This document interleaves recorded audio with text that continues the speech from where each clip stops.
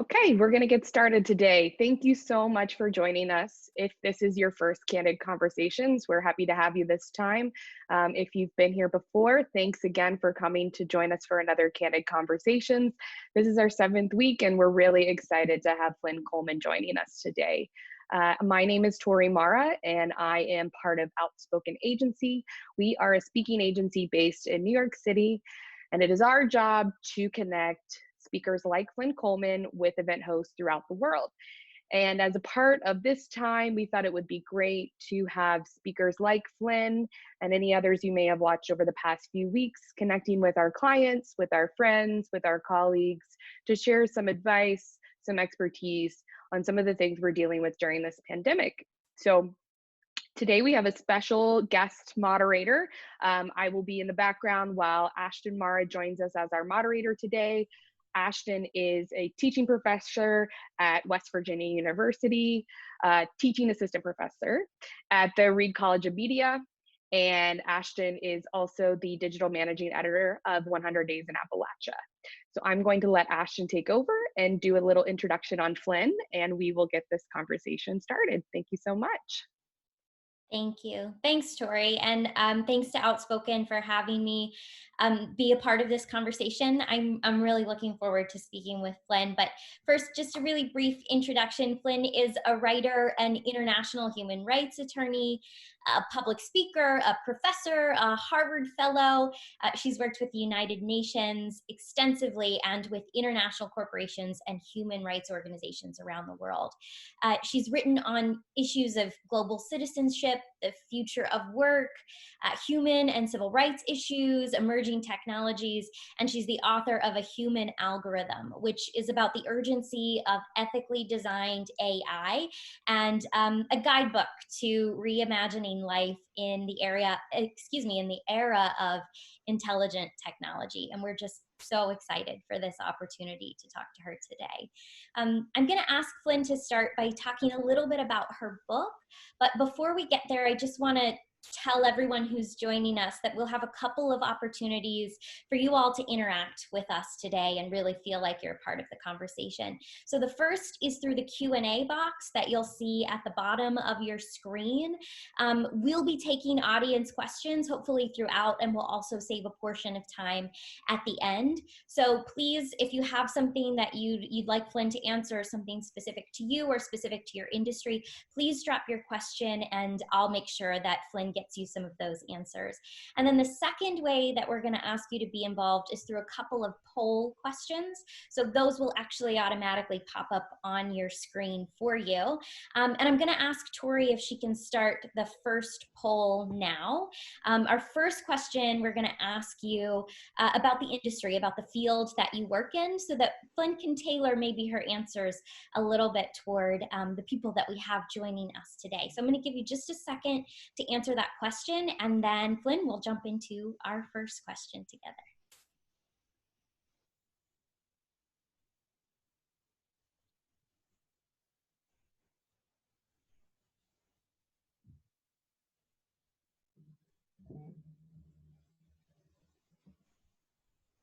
I think we still got a few more coming in.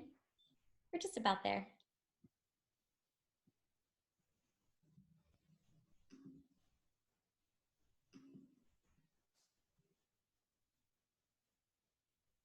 Okay, I'm going to go ahead and end the poll.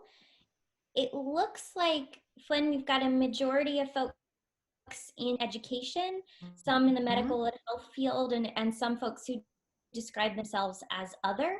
So if you did describe yourselves as other and you want to drop into maybe the chat feature what you are, we'll take a look at those too, and maybe we can incorporate them into the conversation as well. But Flynn, let's start with your book. How about that? So A Human Algorithm gave us a lot to think about in terms of how we can stay human in this age of technology. So can you tell us about where this idea for your book came from? Why did you want to write about this topic?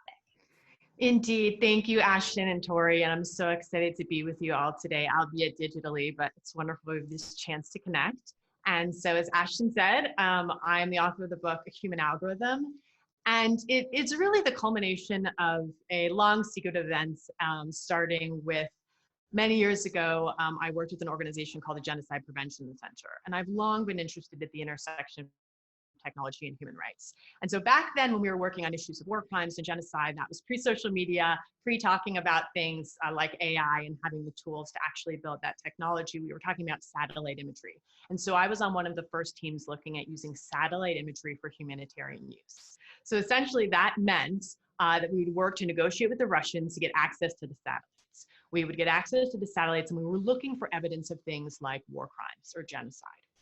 And even when we succeeded, when we made access to the satellites, when we figured out how to use the software and we could see the horrors of what had happened on the ground, it was a clear day and we could see evidence, say, of a mass grave. While it's so important to record instances of abuse, I remember thinking, what could we have done further to prevent all of the death that had happened? And so that kind of set me on a path of thinking about the intersection of technology and human rights and what it means to be human. And I eventually got asked to start teaching and writing and speaking about these issues. And what I thought I might be able to bring was a human approach, an accessible way to understand how technology is redefining who we are and how we can all be involved in this conversation that's going to be affecting all of us. So essentially from that, I went down the algorithmic rabbit hole of figuring out what does AI mean for our schools, for our communities, for our homes, for our lives, for our children's children. And I looked at the worst things that could happen and the best things that might, and what it means about us as a human civilization, as societies, as teams, universities. And from that, the farther I went down that algorithmic rabbit hole, the more that I kind of unleashed about how this is going to affect all of us. And I wanted to bring a human approach to these issues. And dare I say, even a fun read, an entertaining adventure, a way for us all to have a voice in the future that's affecting us all. And so from that, a human algorithm was born, and here we are. So you note in your book that we must adapt faster. So we must move away from, I think you say, this human-centered perspective of the universe faster than any generation has before us. Can you explain that a little bit and maybe give some examples of ways we might accomplish it? Yes. So one of the rather radical aspects of the book that hopefully won't always be so radical is that I do suggest moving away from a human-centered view of AI. And essentially that means that a lot of our technology, specifically AI, but really our entire society is built around the pinnacle of the human mind as the gold standard and the focus. And so what I'm suggesting is that we actually know so little about the human mind, and we actually share our planet and our world with a vast panoply of intelligent, brilliant forms of life. And so to be able to respect and honor all of what's going on in our environment, from animals to bees and beehives, to how spiders they weave silk balloons to fly, to the incredible things that wasps and pigeons and elephants do. All of these different types of brilliance can teach us about our material world, but also about the future we want to build. So I suggest that making room for all types of life, all different types of intelligence is actually the way to building a brighter future for all of us. And of course, now we're seeing in such a visceral, real, urgent way how connected we all are through travel, through sharing one tiny home, as Carl Sagan, one pale blue dot. It's our only fragile home. And so actually tapping into the brilliance all around us, using collective intelligence and working as a team actually is a way to build not only a more holistic future, but one where we can all thrive, including our planet, including people different from us, including ways of life different from us. So it's actually not only the best way to build better tools and technology, but a way to solve so many of the societal problems that come from saying, you're different than I am, and otherizing and hierarchizing different types of people, different types of intelligence. When we say we all have worth and we all are valuable, even if we're not all the same, then incredible, magical things can happen for all of us. I in some of the reviews of your book, some of the interviews I had watched you do in the past in preparation for this, I just that you said, or other people said, that the book felt so optimistic in a space that generally is not felt that way. You know, we don't always feel optimistic about technology, about AI, about the way that it's impacting our world. So I really did like that there was some kind of nuance and freshness to that perspective. And I think that now would maybe be actually a great time to have our second poll. Yes. so that we can dig a little bit deeper into some of these topics and the ways that they've been impacted or are influencing the pandemic that we're all experiencing right now. So our second question is there before you. Are you feeling optimistic, pessimistic, or maybe somewhere in between about the integration of technology into your work and your life right now? We'll give you all a couple of seconds to answer that one.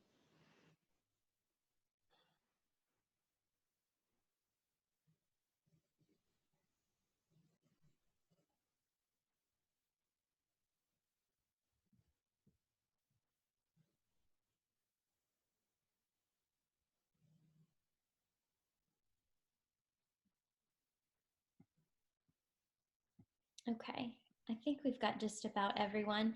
And it looks like, Flynn, if you can see them on your screen, we've got a somewhat optimistic perspective, a lot of people in that optimistic category, and a few people who are feeling neutral or somewhat pessimistic. It's actually kind of nice to not see anyone in that bottom rung. But knowing that, you know, it's kind of hard to speak about how technology will impact our future without acknowledging what we're all currently experiencing in this pandemic. And it seems like the pandemic has accelerated our life online in so many ways, in social ways, in work, most obviously. You know, we wouldn't be sitting here having this conversation probably if it hadn't happened. So are we seeing a glimpse right now of what our digital future really looks like? Indeed. And so part of why we wanted to get a sense of where we all are is, as you said, Ashton, without the pandemic, we probably wouldn't be sitting here in this time, in this place, in this way. And as someone who has seen the worst of humanity, war crimes, crimes against humanity, of course, what we're dealing with now and all of the struggles that we're all facing near to home, far from home, all over the world in so many different ways, I've found that in seeing the worst, you also see the best, the resilience, the courage, the moral imagination, the bravery, the kindness, the compassion that people can have for each other and the world around them. And so for me, what I always say is, having seen the worst and also having seen the best of people, the unbelievable bravery and courage and resilience, that it's a rebellion in these modern times, especially right now, to be optimistic and to be hopeful. And frankly, we can't afford not to be.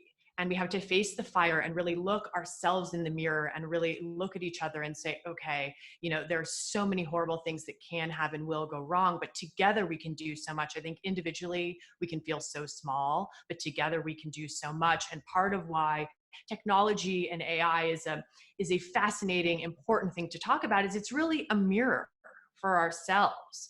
What do we want? What future do we want to leave for our children's children? And so, yes, I mean, part of what is happening with technologies like AI is that we've always had technology as a human civilization. So fire is technology, celestial navigation is technology, irrigation is technology. But we've often had a lot more time to assimilate alongside the tools that we create. So they say that actually the human hand evolved alongside language, it's evolved around use. But that was happening over thousands and thousands of years. For the Industrial Revolution, for example, we had about 40 years to assimilate and adjust to these new technologies and a way of living. And with AI, the trajectory, the hockey stick growth is so fast. And it's interesting because I'm always explaining, you know, talking about why technology is happening so fast and we're not going to have time to assimilate. But suddenly here we are, and we're all living it every day. And we're all trying to understand, you know, how to do a Zoom meeting that doesn't freeze, or how to manage, you know, being parents and also working, and what jobs can be done at home, and what in life is really essential, and how are we valuing labor and supply chains and each other. So I think that, yes, this is giving us a glimpse of our future, but it's also very much our present. So while we can't predict what's happening, we're seeing what happens when we're stripped down to those essentials. What really matters in society? What work is essential? You know, will you ever look at a grocery store clerk, a delivery person again, without so much gratitude for who is essential in society, and what do we really need when we're trying to simplify our lives? So this is giving us a glimpse, and it's devastating and it's horrible, and any unnecessary loss of life, even one, is just one too many. And it also has so much to teach us about who we are, who we want to be and who we might be as we're kind of, as you know, as we've discussed, thrust into this digital existence. We're living this experiment, and it's not about how we fall, it's about how we get up again, and can we find the way to find ethical leadership, honesty with each other, and a way to move forward so we're leaving our world better than we found it. So what has AI contributed, and what can AI and other advancing technologies contribute in the future to managing pandemics like we're experiencing right now? Indeed, yeah, this is a question, of course, the top of all of our minds. And AI, like other fast advancing technologies, have both extraordinary promise and, of course, devastating, horrible things that can and already are happening. So we have a lot of bias, a lot of prejudices built into these tools, particularly with things like artificial intelligence. Extraordinary promise as well for example, looking through thousands of medical journals that an individual doctor could never get through in terms of finding cures and treatments, or finding ways to connect people when we can't connect in our material reality, when we have to stay far apart, or in terms of testing and tracing and all of these things that we can do, building smarter cities where we can figure out better approaches to commutes, transportation, educational systems, and how we're using these tools to analyze data and help us work better. So the technology is the tool, and it can be used for good or for evil. And there's, of course, a huge discussion. Some people think technology is going to save us from everything. Some people think it's going to destroy us. But the truth is, either of those things could happen, but it's probably more somewhere in the middle, those insidious things that are creeping up on us and are really now laid bare in the situation we're in. So these tools have extraordinary promise in healthcare, in education, across business, to make our world better, to free up our time for more creative pursuits, to free medical professionals up to do more of that empathetic, compassionate caregiving if the data and the numbers are being crunched by AI, for example. But for me, the technology is here. People are going to use it. So the only question is, how do we leverage it for good? We're going to need ethical leadership. We're going to need diversity. We're going to need collaborative, diverse, inclusive teams to make that happen, because it will be built. The question is kind of like with warfare and weaponry, which I've looked at a lot with any industry and field. It's a matter of how we're going to use it. Because the other thing with AI, it's going to be different in agriculture, in education, in aviation. These are all different sectors that are going to be using these tools in different ways. So there's extraordinary promise, but part of why I wrote the book and why we're having this discussion is that it's been very siloed, secretive teams, non-diverse teams. They're incredibly exclusionary and homogenous. And we're not having the diverse voices and lived experiences at the table that we need to build tools that reflect the best in us, but that also are to the benefit of all of us, not just a select few. Let's talk specifically about one of those potential tools, about using our phones for contact tracing. Yes. I've heard I'm a big NPR junkie, and I've heard a couple of stories on different NPR shows about countries in Europe starting to use this technology, countries in Asia starting to using it, and even these kind of biometric monitoring systems.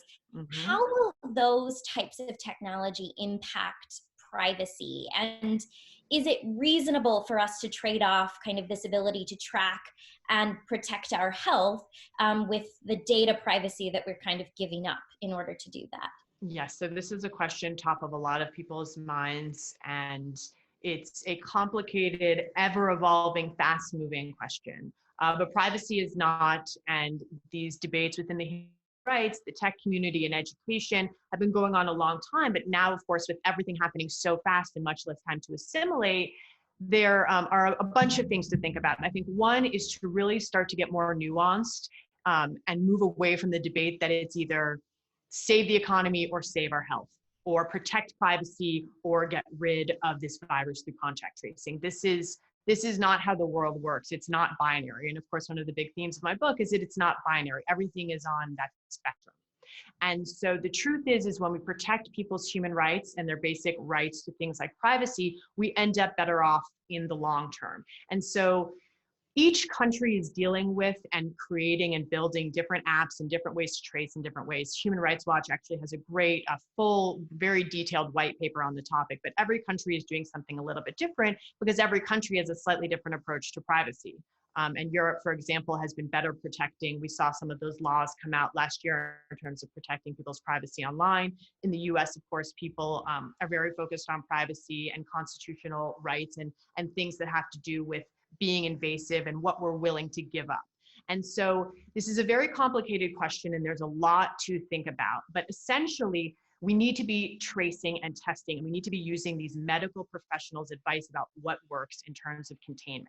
And it can be done in a way that's lawful, in a way that has short term, so beginning, a middle, and an end, has kind of these ethical guardrails so that we're protecting human rights. Because what often happens with tools and technologies is the benefits inure to a select few, but the marginalized, the disadvantaged are always the ones that are hurt the most. And we've seen this with criminal justice in using tools to predict, for example, who's going to commit a crime. You might have seen Minority Report, which is an amazing piece of writing and also a great movie about predicting crime. And that's one example, of course, where inevitably what happens is it's very discriminatory in practice. So we need these tools. A lot of people on the call probably saw Apple and Google have rolled out their partnership.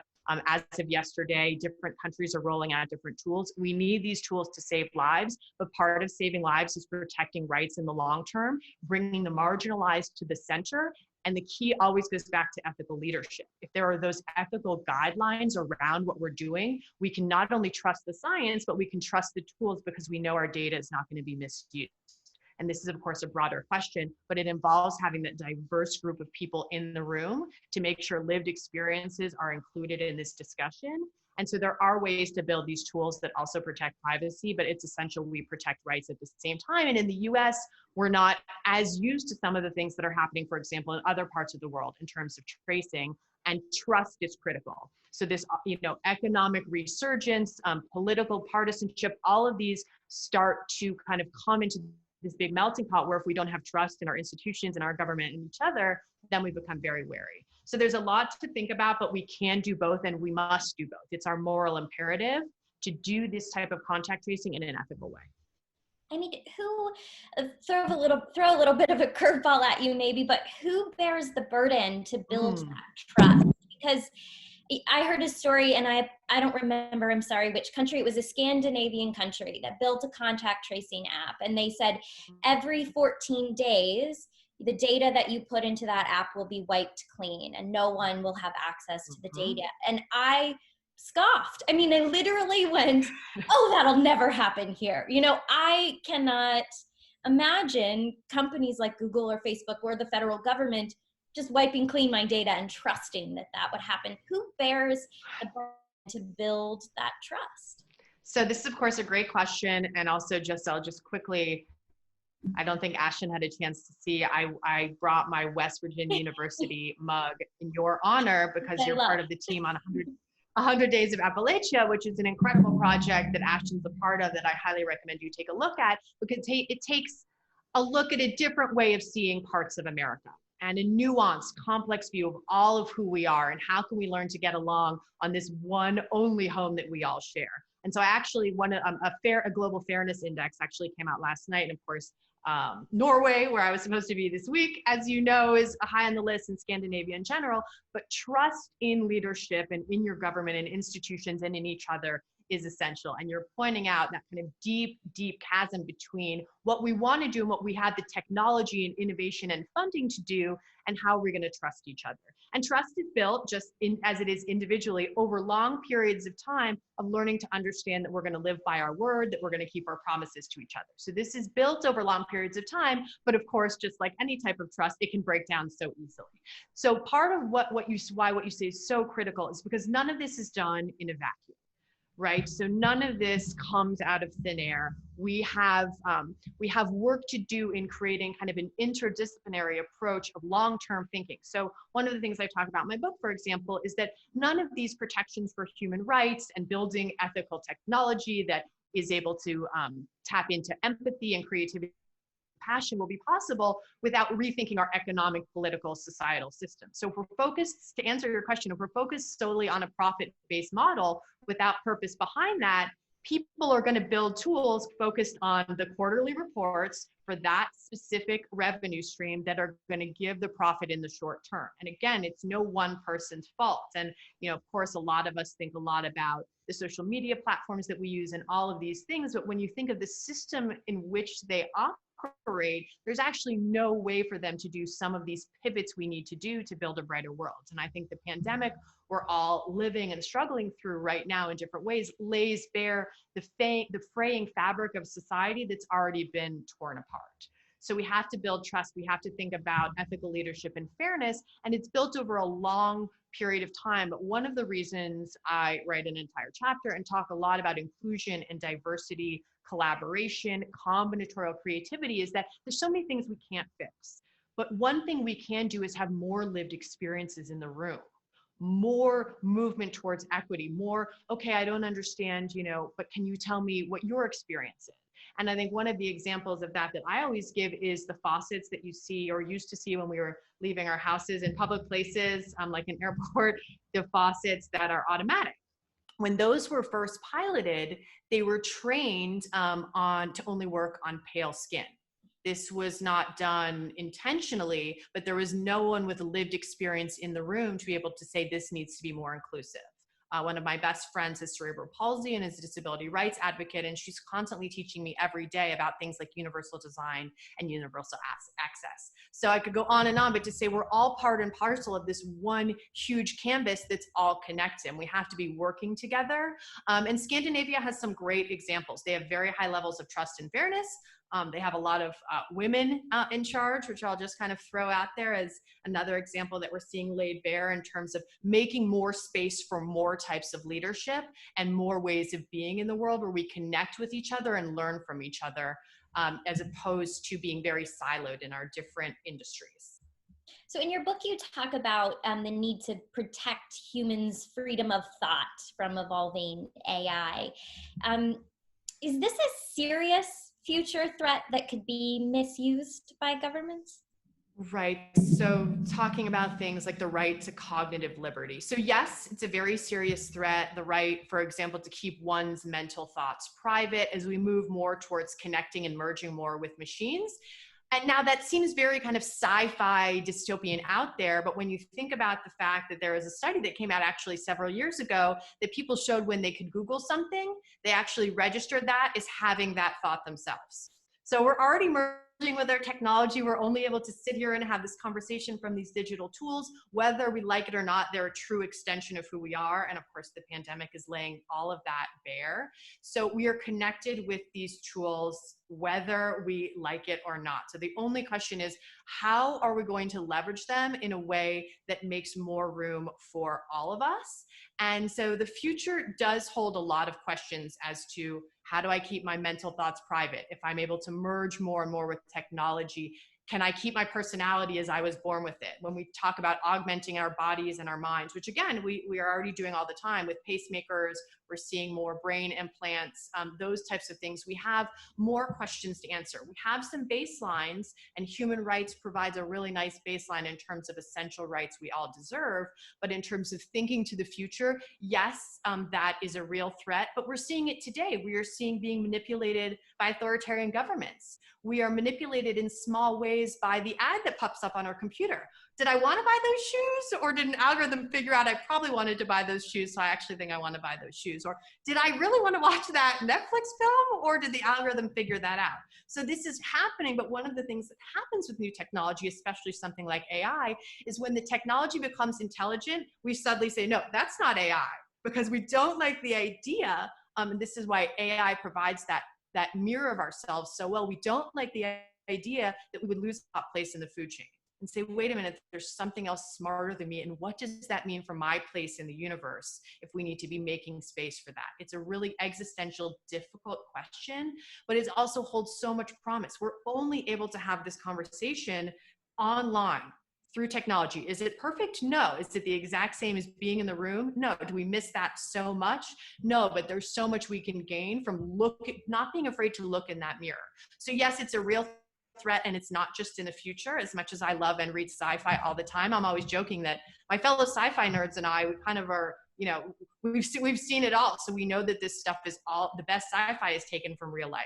It's here, it's happening. And for me, it's always a question of, what does it mean to be human, and how can I be more human and more humane, and how can we build a more humane society? So I want to shift and talk a little bit about the intersection of kind of technology and this pandemic and the future of work. But really Yes. quickly, I want to remind folks that there is that Q&A box at the bottom of the screen. And as you have questions, we'll hope that you'll share them with us so that Flynn can get you some really specific answers to you. But let's talk about automation. What is this pandemic showing us about our automated future and how we value work?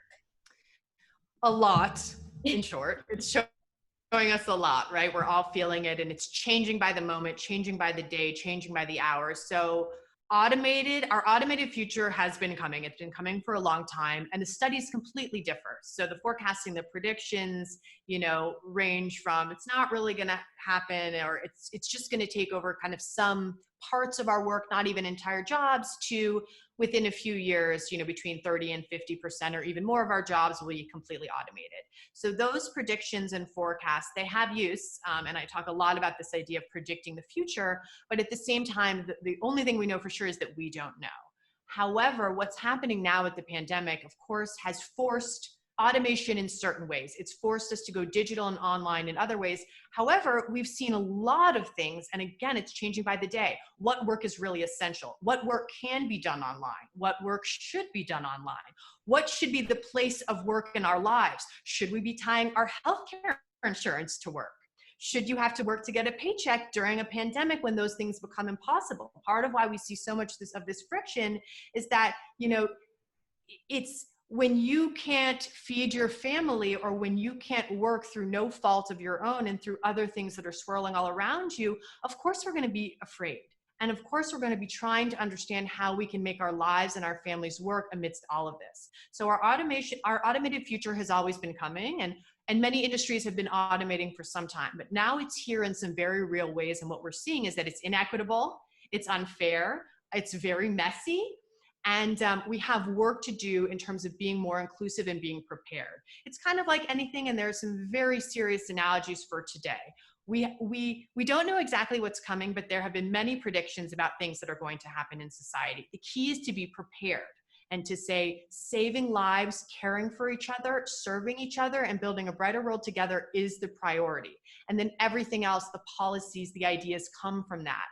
Because things are going to happen, storms are going to happen. We're living it right now. The question is, how can we be prepared? So it's happening, and there's a very strong argument it's going to happen much faster. I mean, there's so many examples. For example, a robot cleaning a hospital room can't get sick. A robot delivering food to someone that's not able to leave their home. Manufacturing, so that social distancing and physical distancing can be better done. These are all things that can happen with these tools, but at the same time, we have to think about job loss. We have to think about what that means for our future.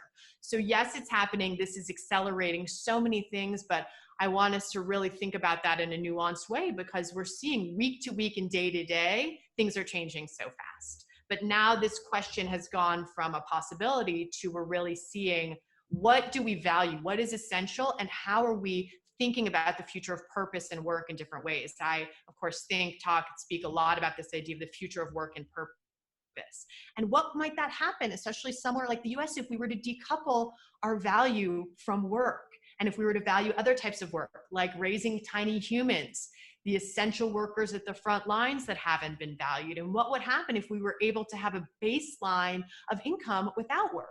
Part of why I talk about a universal basic income, which now has kind of become, of course, something a lot of people are talking about, is that when automation takes over our jobs, or a pandemic forces us to completely figure out what to do, we can't have those economic wheels turning, is that what if we said everyone had a baseline, they deserve to put food on the table and a roof over their head no matter what, and have an education? In Finland, you have a right to housing. Every single person has the right to have a home. It's not tied to being off drugs. It's not tied to getting a job. And guess what happens when you give people the dignity of having a roof over their heads? They get a job. They find their worth and their value that they already had. And so this is all about what we value as a society, because yes, automation is coming. The only question is, how do we make it for the common good and build a better world for our children's children? I want to take one of our audience questions because I Yes. think it fits here really quickly. And I apologize. I'm really going to butcher this person's name. So I think it's Brahanu. In terms of predicting what will be the profession that will survive an ideally ethically productive AI world, and why do you think that is? What will be the profession that will survive? Okay, Bruhani, thank you so much. Hello, we're so happy to have you join us. Thank you for being here and for that incredibly important question. So in terms of jobs surviving into the future, but that we can also use to build ethical, empathetic, compassionate tools and AI and technology, this is an important question and we don't have all the answers yet. One of the things I do in the book is suggest that in addition to figuring out which jobs can move with us into the future, we're going to be creating whole new jobs we haven't even thought of yet. So people that can connect and make better partnerships between humans and machines, for example. So those type of AI machine-human relationship experts, people that can think about us in terms of how we're redesigning the workspace, how we're redesigning offices and cities to better work for everyone in our brave new world. And so some jobs, quote unquote, might survive, but I think thinking about it that way also excludes all of the new jobs we could come up with, because I think there's only a natural fear that we're going to lose the job that I had, that my grandparents had, and their parents before them had. And so, of course, it's only natural if everyone in your family only, was doing a certain job, that of course you're not going to want that job to go away. And so, of course, that is where a lot of the friction comes from. I've had extraordinary conversations, for example, with my friends in West Virginia University about coal mining and how in my family too, I've had discussions with people. My grandpa had the same job his entire life. And of course, there need to be options for people in order to say, okay, I'm going to let go of that thing I was trained to do. We need to train people. They need to be trained in how to use the new tools and technology. So obviously, programming and coding and things like that are something. Data scientists are, what the studies show are going to be people that have options in the future. However, it's also going to be about empathy and compassion and creativity. What might we do with more space to dream, to invent, to create? What if we were able to have a basic income or some way to put food on our family's table? And there's some great examples. For example, Give Directly has done work with cash handouts in Kenya. And the truth is actually what some other people have also found to be true, which is that when people feel like they have a baseline and can feed their families, their entrepreneurial spirit and their creativity actually flourishes. People are extraordinarily resilient, and if they have opportunities and agency, which is the baseline of human rights and human dignity, it's extraordinary what they can do. I work with artisans and entrepreneurs all around the world, and it's often so unbelievably beautifully shocking to see what people can do with so little. When you don't need to throw out a problem, you get really creative. So the jobs of the future are going to be the ones where we build a more humane, just society, when we're more creative, when we're more empathetic, when we're more compassionate, when we're using our human creativity. I just do want to say one thing about that, though, is that I actually think there's a possibility machines could get creative. They're not really good at things like common sense right now. But what I want to say about that is we don't have to let go of our own worth and value just because we're not the only ones that can be brilliant. And we have to kind of be willing to accept the science, to let go of the past, to move into the future. But that's only possible when our institutions support us with training, with innovation, with more inclusive ways to include all of us in this crucible of humanity. So combinatorial creativity, to specifically answer your question, is something I spent a whole chapter talking about, and people like Leonardo da Vinci make an entrance, because combinatorial creativity is taking things from different fields: engineering, social sciences, philosophy, law, medicine, and building something new with it. So I believe the future is going to be more like that, a patchwork quilt of breaking down silos and saying engineers should learn ethics and data literacy should be for all. And so it's going to be those types of creative ways of thinking that bring us into the future and whole new jobs we haven't even thought of yet. So thank you for that question. I really appreciate that. And if you have any ideas, I do want to hear what people are thinking about, because this is how we build a brighter future, because no one of us has all the answers. So with that in mind, we've had this conversation about the acceleration of technology and the acceleration of incorporating technology in our lives, and then drastic changes that will have on the jobs that will become available. So what are the vital characteristics Or what are the things that educators should be doing to prepare students for a world of work that will almost certainly look incredibly different in the future than maybe even what we can imagine right now? Indeed. And of course, both of us on this call are educators. I know we have a lot of educators on the call, and I want to hear from you and what you're thinking. And I do a lot of calls with and speaking and thinking about the future of education. And I had just done an interview with someone who's really in that kind of education for the future space. So thinking about how we're bringing these things online. So the first thing is we're really in it now, right? It's messy. We're trying to create things online. I think one of the things to remember there is that it's not going to be the same. And to try to make it the same, I think puts us in a rut, to recognize it's going to be different, but we have these extraordinary tools. We didn't have all of these tools before to be able to connect. And also, just like, you know, some of my best teachers, I think what I also try to do is we meet students where they are and we let them lead us into the future. I learn so much from my students every single day about the world they want to build and how they're doing it and the tools that they're using. So in terms of what, you know, this is why this topic is so fascinating and so complex, but at the same time, these are some of the most ancient questions we've always asked ourselves. What do we want to leave behind for the ages, for the next generation? And one of those things is to remind students they have the tools within them, they have what they need, they're valuable, they matter, and that their voice matters, and that they can leverage these tools to use their voice in their own unique way. So education has already been moving online in a lot of different ways. There's been a lot of hybrids. I've done a lot of hybrid teaching as well. And so the future, depending on what happens, not just in terms of this pandemic, but generally a lot of the future of education is going to be going online. But it's also going to be going out of the classroom in different ways. And we're going to be learning how to train ourselves to be not just better mathematicians or engineers or lawyers, but better human beings. And how do we work in partnership with our machines? How do we work across cultural divides and have cross-cultural communication? And, you know, this is the thing. We can talk to people across the world that, you know, pandemic or not, we might never have been able to connect to.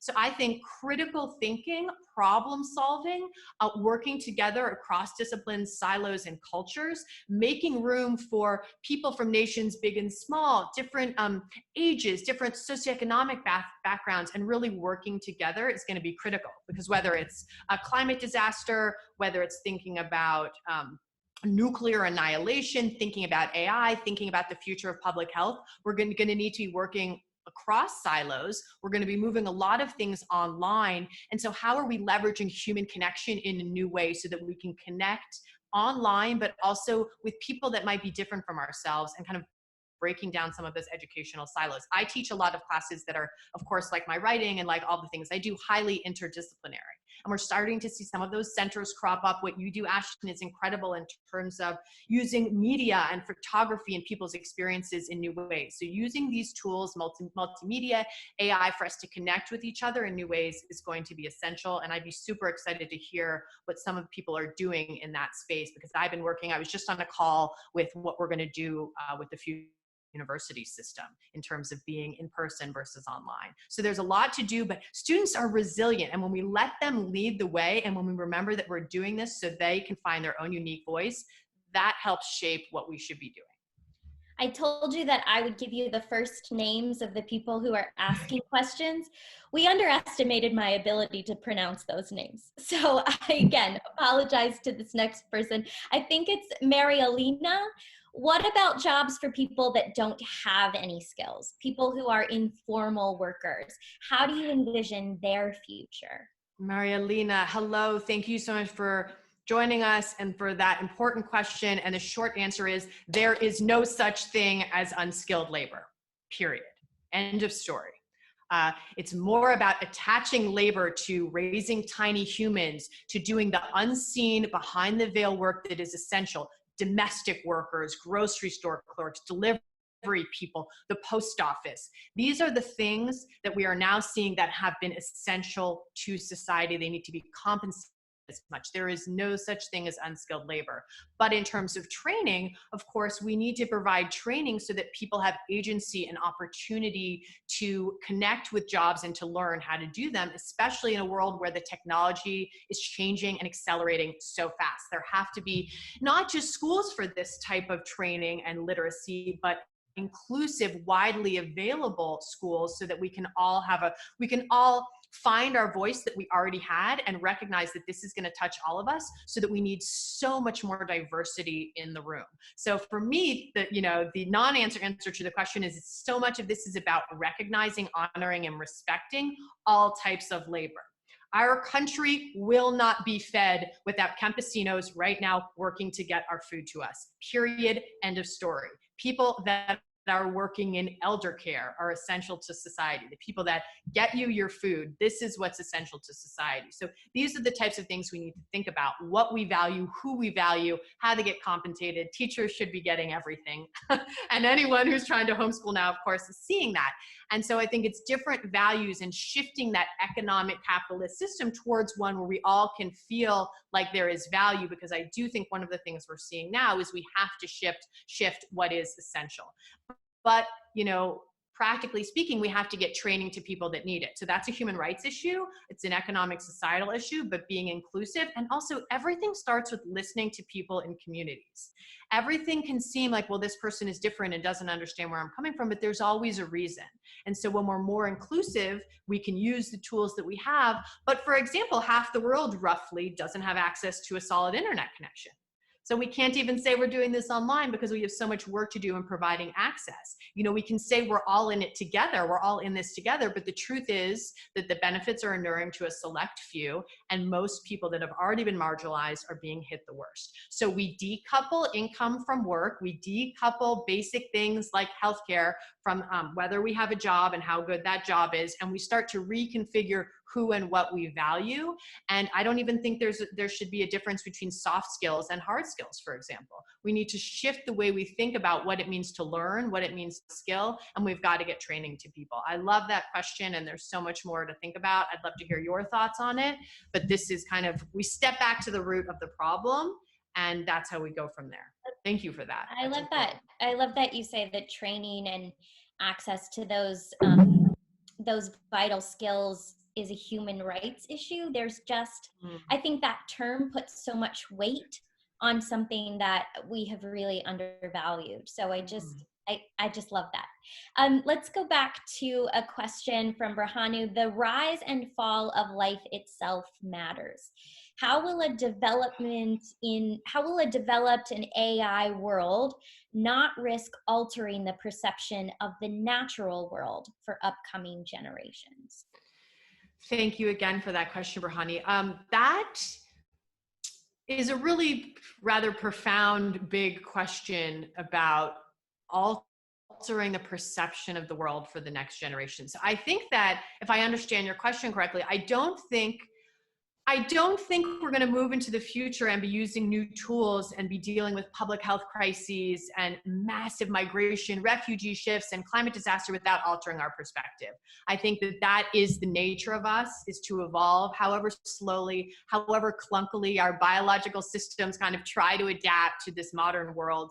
I think that shifting our perspectives is important. And I like to use the term that my teacher always used with me, which is to widen our lens, to actually get a different perspective. So we all are born with perspectives, and we all are raised in a certain way and have certain experiences. And so naturally, we're all going to have our unique perspectives. There's no really getting around fear. There's no real getting around biases and prejudices. We all have them.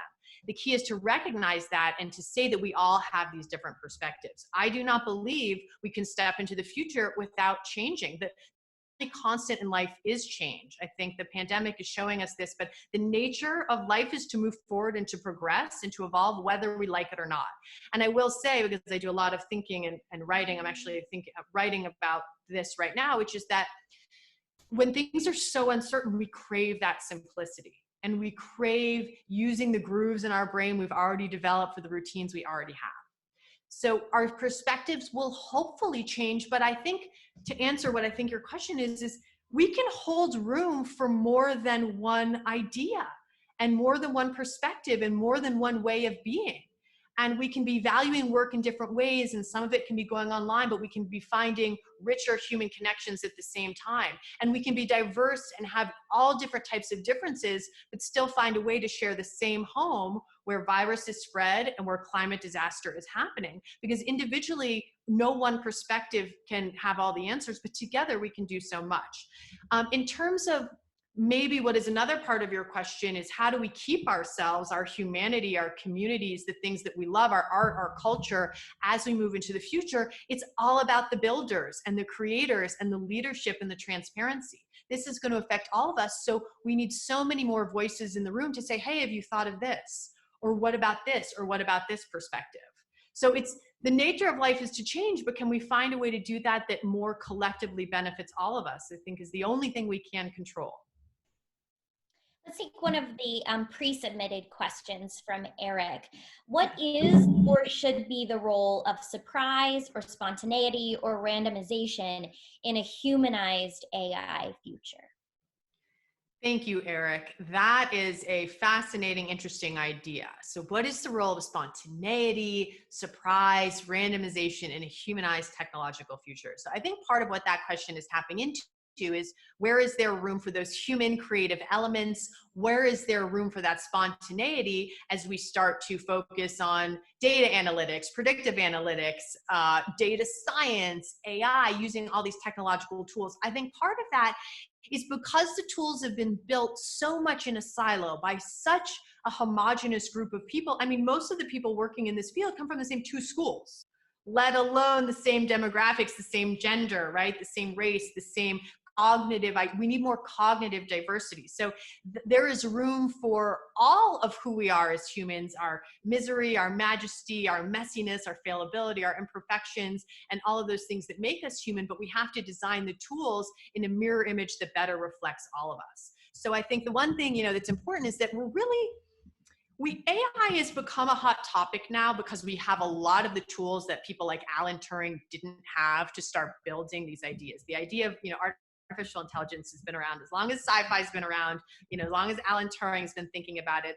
The term was technically coined in the 1950s at a Dartmouth College conference, but now we have some of the tools to start analyzing these heaps of data we've been collecting, for example. So this is why this is becoming something real, but we're still very much in the middle. Rodney Brooks, who's a roboticist, thinks that we should be modeling insects. Dr. Radhika Durst thinks we should be modeling schools of fish, for example. Others think we should be modeling the human brain. We're so at the beginning of this experiment.